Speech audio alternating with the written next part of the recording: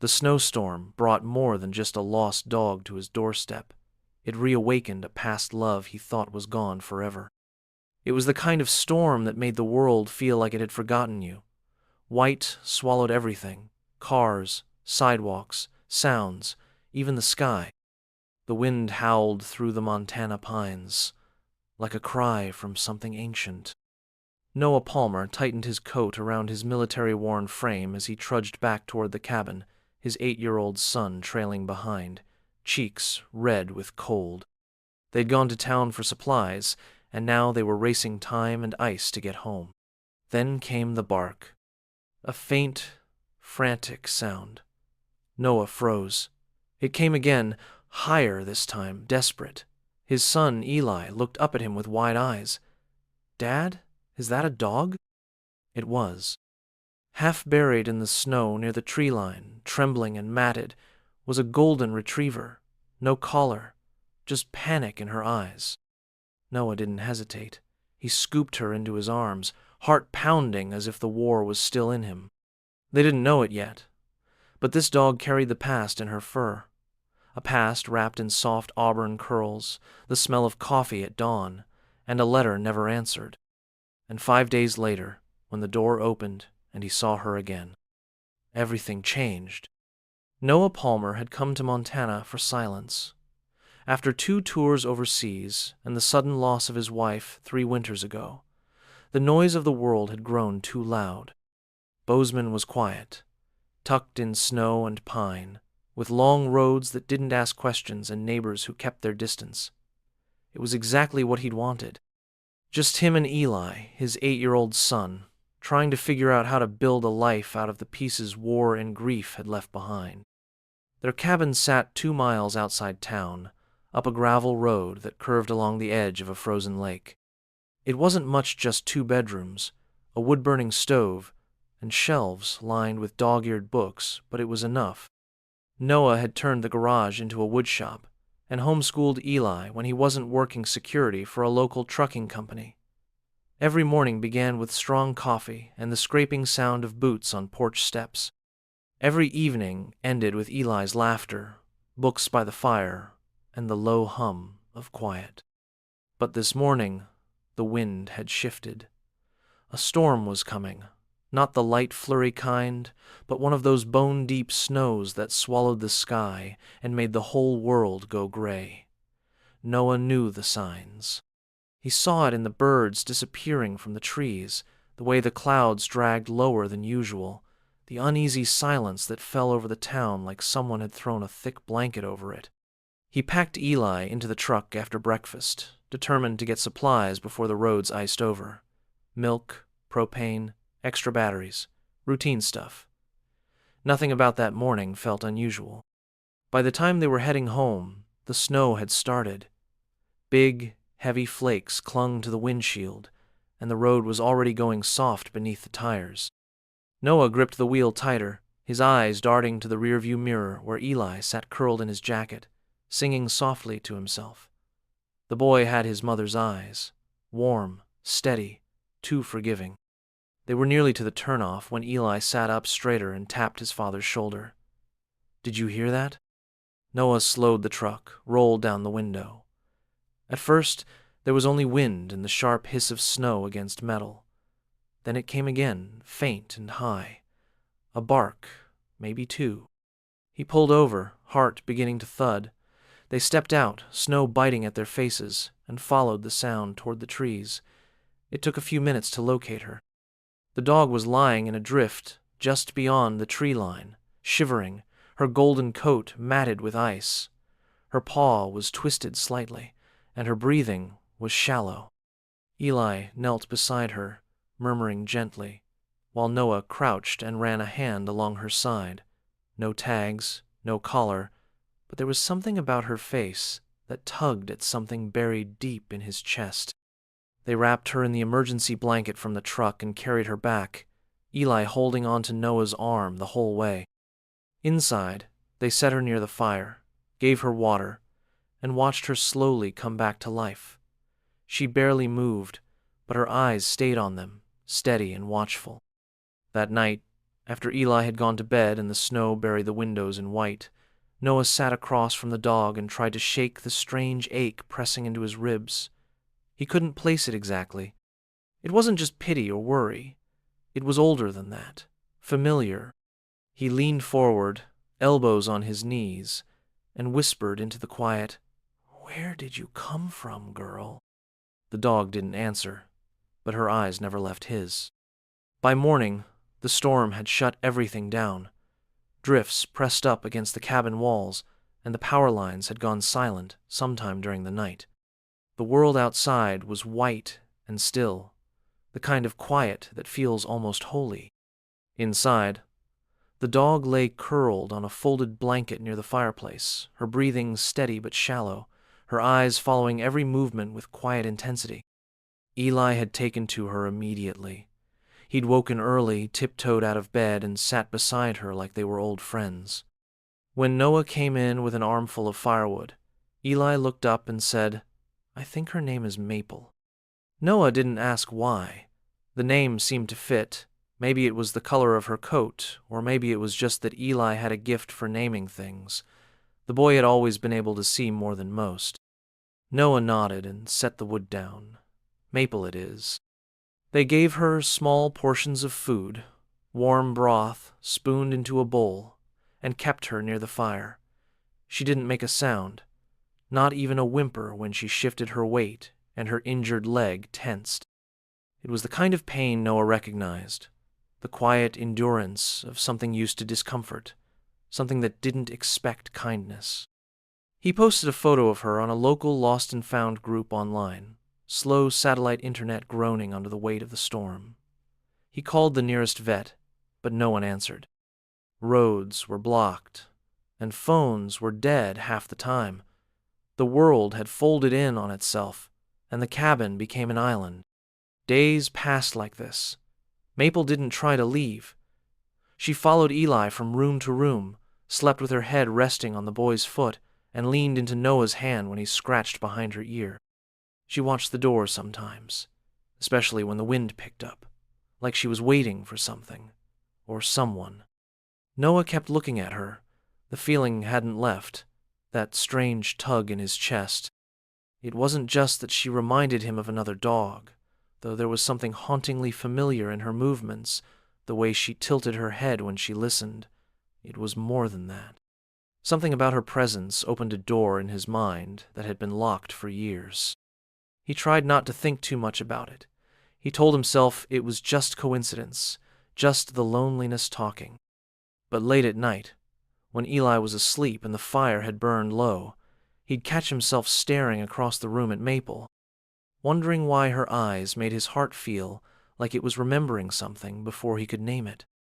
It wasn't just the dog that unsettled him. It was the sense that something was coming, not the storm, something older, something unfinished.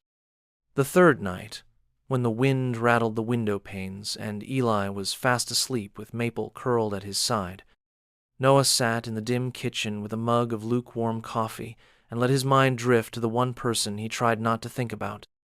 Her name was Grace. He hadn't said it out loud in years. They'd met in college, in a photography class he wasn't supposed to be in. He was studying engineering back then, practical things, but the class had fit in his schedule and he figured he'd coast through it. Grace was the reason he stayed. She sat by the window, always with a sketch pad in her lap, even when she didn't need one. She laughed with her whole face, like the world wasn't full of sharp edges.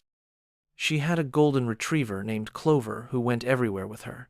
Sweet, floppy, loyal to the core. She used to joke that if Clover ever got lost, she'd follow the paw prints back to her heart. Noah had loved that about her, the way she believed in things lasting, the way she made the ordinary feel sacred. They fell fast.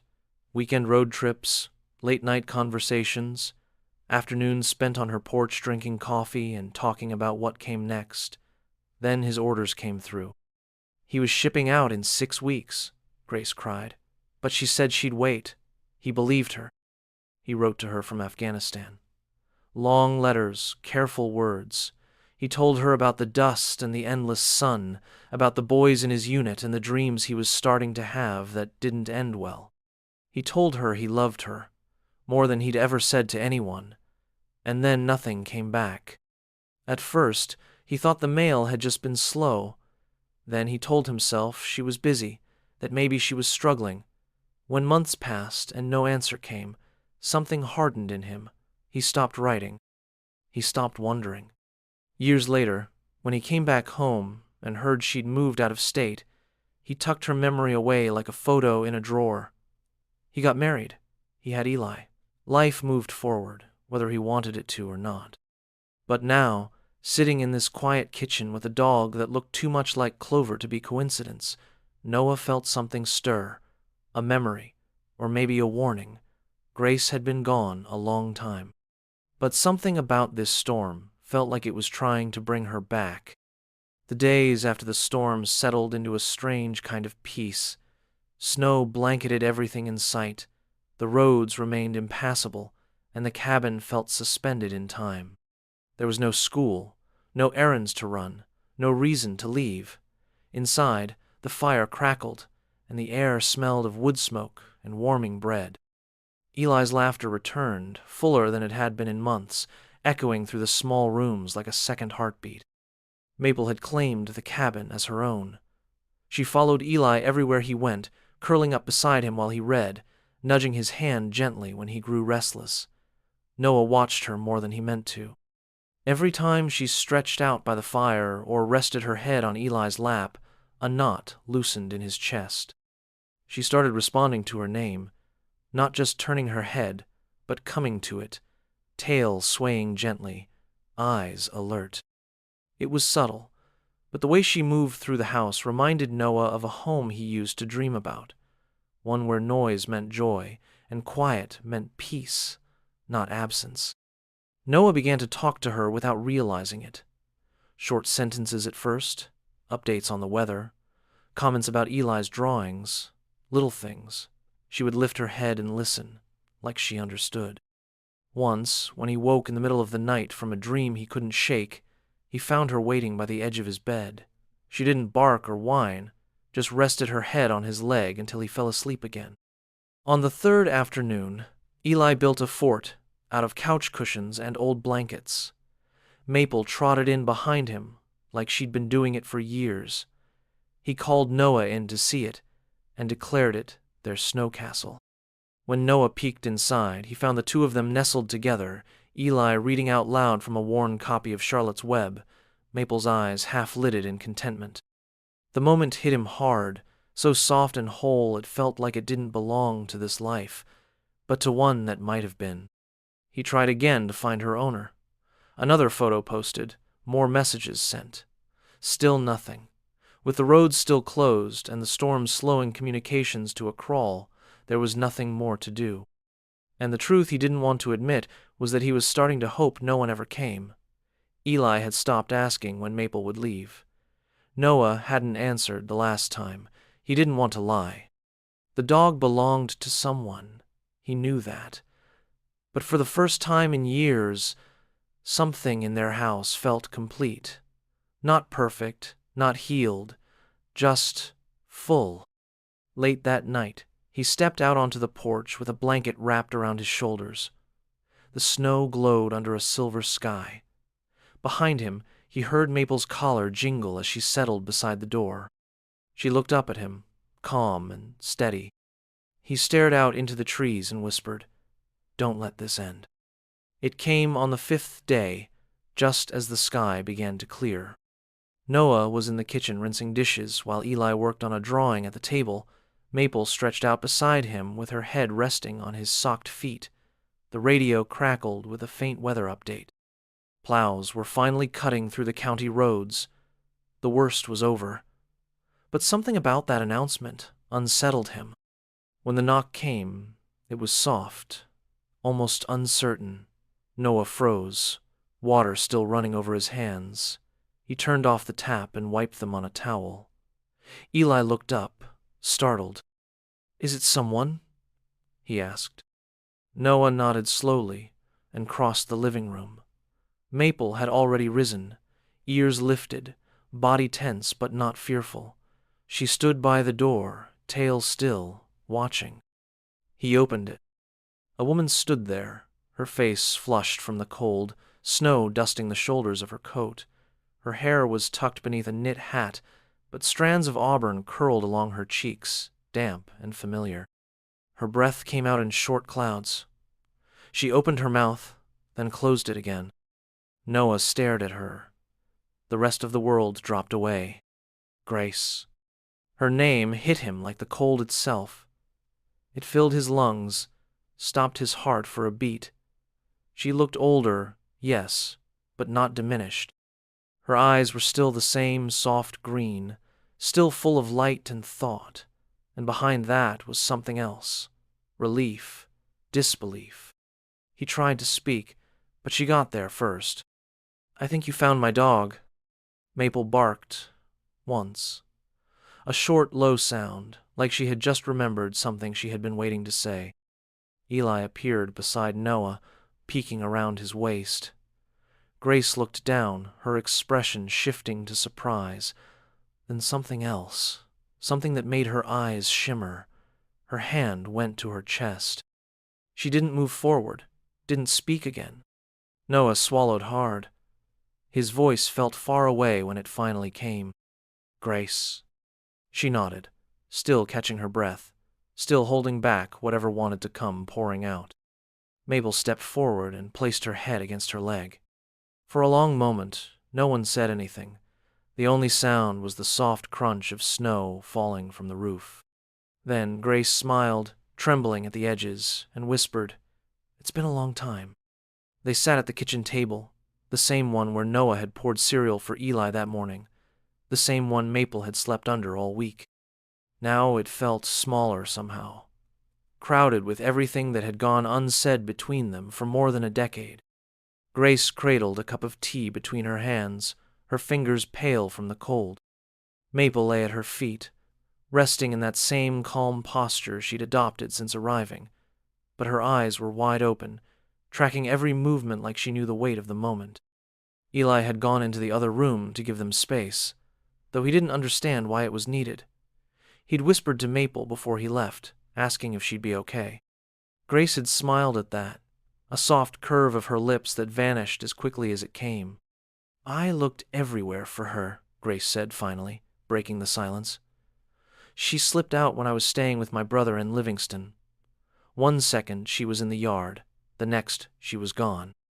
I've been putting up flyers, checking shelters. She showed up here the night the storm rolled in," Noah said, half buried in snow, limping. "Eli found her first." Grace reached down to stroke Maple's head. The dog leaned into her hand. "She's getting old," Grace said. "She doesn't like storms. She's never wandered off like that before." Noah studied her face. The last time he had seen her, they were both in their 20s. He remembered her hands stained with charcoal, the way she used to sit on the floor while Clover curled against her side. Time had changed her, but the core of her presence felt exactly the same. It pulled at something in him he had forgotten how to carry. "I wrote you," he said quietly. Grace didn't look up right away. Her hand slowed against Maple's fur. "I know," she said. He blinked. "You know? I found out later. Years later. My father never gave me the letters." She looked up at him, her eyes already damp. "He thought I was throwing my life away. Said I needed to move forward, not wait on someone who might not come home. He took them, hid them. I didn't find out until he was dying. By then, you were gone, married. Starting a life I didn't want to interrupt." Noah's fingers tightened around his mug. Something sharp and hollow opened in his chest. He had spent years believing she had walked away. He had told himself she had made a choice, one that left him alone with everything he couldn't name. "I thought you didn't want me," he said, the words raw in his throat. Grace shook her head, one tear slipping down her cheek. "I never stopped wanting you. I waited as long as I could, and then I couldn't find you. I tried, Noah. I really did." The room felt heavy, thick, with things neither of them had been able to say when it might have mattered most. Maple let out a low sigh and laid her head on Grace's boot. "You named her Clover once," Noah said. Grace gave a broken laugh. "Not this one. That was her grandmother. Same bloodline. Same eyes." Noah exhaled slowly, as if the truth had taken all the air from the room. "I thought I'd buried this," he said. Grace reached across the table, not quite touching his hand, but close enough that the warmth bridged the space between them. Maybe it wasn't ready to stay buried. Grace stayed the night. The roads were barely passable, and no one wanted to test them after sundown. Eli was thrilled, unaware of the tangled history between the adults. He invited her to sit beside him while he showed her his drawings, explained how he and Maple had built a snow fort, and asked if she'd always had dogs. Grace answered every question like it mattered.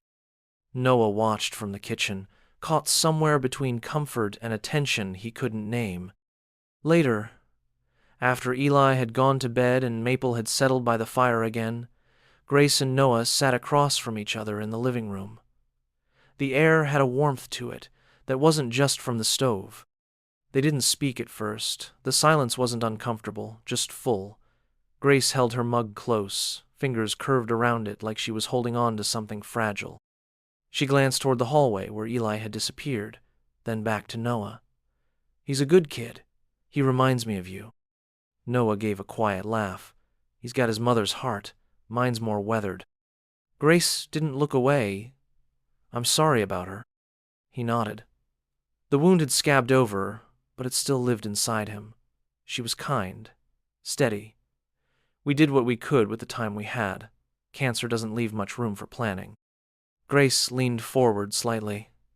"And after?" "I came here. Needed to get away from everything.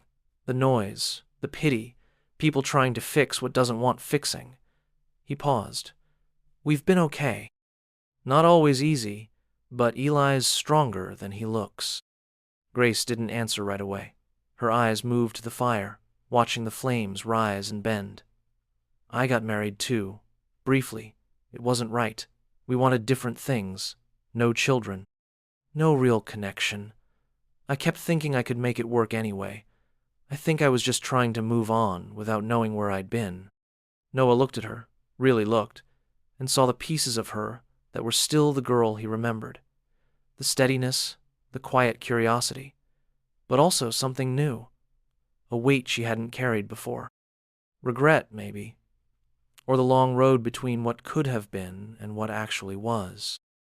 "I kept your photo," she said, "from school, the one in front of the gallery. I didn't think you would. I kept it in a drawer I never opened, but I always knew it was there."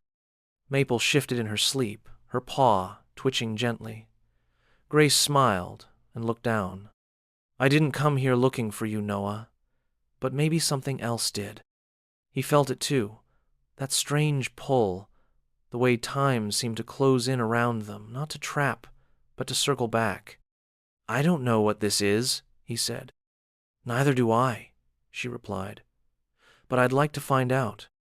By morning, the sky was clear. Pale sunlight stretched across the snow, casting long shadows from the trees. The plows had finally reached the edge of Noah's road, and the path to town was open again. It was time. Grace packed quietly. Her movements were slow, thoughtful. Maple sat nearby, watching her with ears tilted slightly back. Eli didn't speak much, just sat at the table drawing a picture of the three of them standing in front of the cabin, Maple in the center with her tail wagging. Noah helped carry her bag to the car. The snow crunched under their boots, the cold biting at their cheeks. They didn't say much on the walk down the drive. Maple followed close behind, hesitant, as if unsure whose side she belonged on now. Grace placed the bag in the back seat and closed the door. She stood there a moment, her hand still resting on the handle, eyes down. Noah stood a few feet away, hands in his coat pockets, watching her. "I wasn't supposed to see you again," she said quietly. "That was the deal I made with myself when I couldn't find you. That I'd let you go." Noah looked at her. The words felt like ice and warmth at the same time. Did it work? She laughed once, shaking her head. No, not really. Maple whined softly, stepping forward to nose at Grace's knee. Grace stroked her head, then looked at Noah again. Her eyes were clear and full of something that reached further back than words. "I should go," she said, but she didn't move. Noah stepped closer, slow and steady, until he was in front of her. He reached up and tucked a strand of hair back under her hat. His hand lingered just long enough to feel the warmth of her skin. "Do you want to?" She didn't answer. She didn't need to. Her eyes were already answering for her. When he kissed her, it wasn't desperate or rushed. It was soft, sure, the kind of kiss that belongs to people who know how much time they've lost. The kind that carries old promises and new beginnings in the same breath. Maple barked once, as if giving her approval. Behind them, the cabin stood waiting, quiet and full. Grace stayed another night. They didn't talk about it much. No plans were made, no declarations offered, but she didn't pack again. Instead, she helped Eli make pancakes in the morning, laughing when he dropped an entire egg onto the floor. She let Maple curl up next to her on the couch as she sketched the trees outside, her notebook balanced on her knee. Noah watched her move through the cabin like she belonged there, like the years between them hadn't broken anything that couldn't be mended. That evening, after Eli had gone to bed, they sat by the fire again. The silence between them had changed. It was no longer filled with questions or regret. It held something quieter, more certain. Noah turned to her and said, "I never thought I'd feel this again. Not after losing Anna. Not after everything." Grace reached for his hand. "You don't have to have it all figured out. We're not who we were, but maybe that's okay." "I'm scared to hope." She gave a small nod. "Me too, but I'd rather be scared with you than safe somewhere else." Outside, the snow had stopped. A few flakes drifted down, soft and slow, like the sky had finally caught its breath. The fire popped as Maple let out a low, contented sigh. Noah glanced at Grace, her face lit gold in the firelight.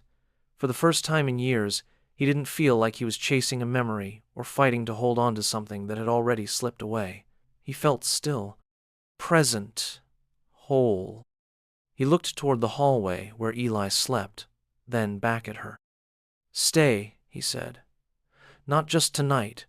Just stay." Grace smiled. "I already am."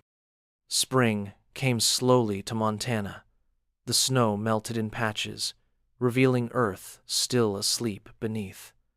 Trees shook off their frost, and the lake began to move again, soft ripples spreading under thin sheets of ice. On a quiet morning, the three of them walked the trail behind the cabin. Eli held Maple's leash, though she didn't need it. She stayed close, nose low, tail swaying. Grace walked beside Noah, her arm brushing his with every few steps. There was no rush to the day. The air smelled of pine and thawing soil. Birds returned to the branches overhead. Eli skipped ahead, turning back every few seconds to point out a footprint or shout about a squirrel. Maple barked once and chased after him. Noah and Grace stopped at the edge of the ridge, where the trees opened wide to the sky. He looked at her, sunlight catching in the curls at her temple. She looked back, calm and steady. He thought of the storm, the lost dog, the knock at the door, how everything had begun again with a sound carried through snow and wind. He reached for her hand. She didn't hesitate. And together, they kept walking,